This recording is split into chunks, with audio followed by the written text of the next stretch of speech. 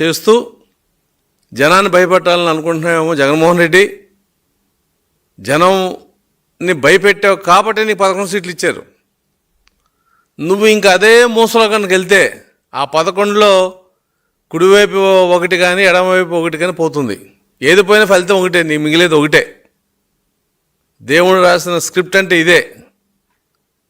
నువ్వు 23ని దేవుడు రాసిన స్క్రిప్టు, నువ్వు 23 మంది తీసుకున్నావు, నీకు 23 సీట్లు వచ్చినాయి అని చెప్పి ఆ రోజున హౌస్లో చాలా వెకిలిగా మాట్లాడావు. మేమంత వెకిలిగా మాట్లాడాల్సిన పని లేదు. నువ్వు చేసిన పనులు బట్టి, నువ్వు చేసిన దుర్మార్గాలు బట్టి, నువ్వు చేసిన అవినీతి బట్టి, నువ్వు చేసిన రాష్ట్ర వినాశనాన్ని ప్రజలు అర్థం చేస్తున్నారు కాబట్టి నీకు 11 సీట్లు ఇచ్చారు. అయినా నువ్వేం మారలా. ఆ రోజు అమరావతిలో ఆ ఆడపిల్లని ఎలా కొట్టించావు పోలీసులతో, చక్కగా ఉంది.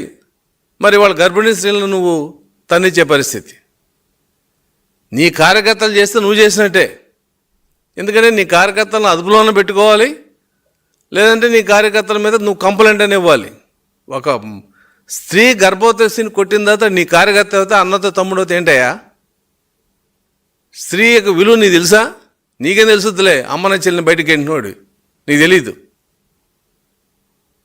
ఈ రాష్ట్రాన్ని దాదాపు ఒక 25 సంవత్సరాలు వెనక తీసుకెళ్ళిన దుర్మార్గం ఇది.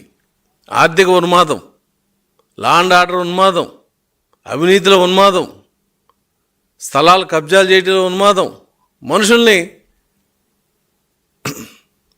చంపించడంలో ఉన్మాదం.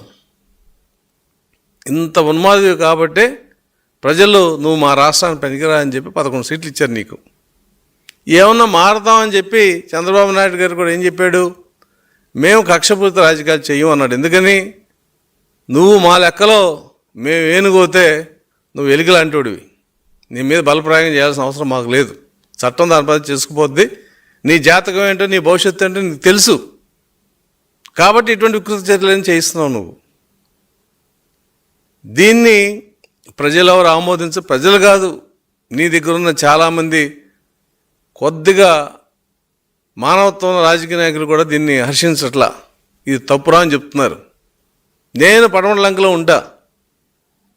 మొన్న అర్ధరాత్రి 1:15 టపాకాయలు.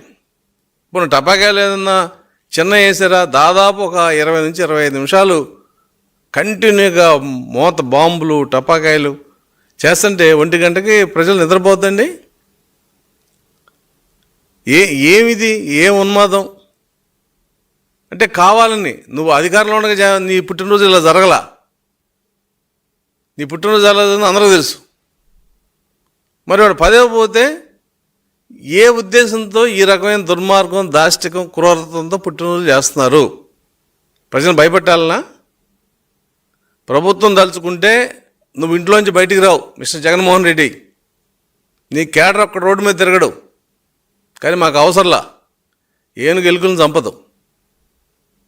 ఎందుకంటే అది కాలేస్తే చచ్చిపోతే గుర్తు కూడా పట్టదు దాని బాడీ. ఏనుగు బలం అది. నువ్వు మా లెక్కలో చిట్టెలుకు. నువ్వు ఏదో కంతల్లో ఉండి బయటకు వచ్చి తిరుగుతూ ఉంటావు. అటువంటిది మానుకో. నువ్వేదో రేపు 29లో వస్తే రఫ్ ఆడిస్తాం. ఏంది రఫ్ ఆడిచ్చేది? నువ్వు అన్నావే నా వెంట్రుకు కూడా పేకలేరని ఒక సభలో ముఖ్యమంత్రిగా. నువ్వు నీ కార్యకర్తలు, తెలుగుదేశం కార్యకర్తలు వెంట్రుకలు కూడా పేకలేరు మీరు. రఫా కాదు, 29 కాదు, 34 అయినా సరే.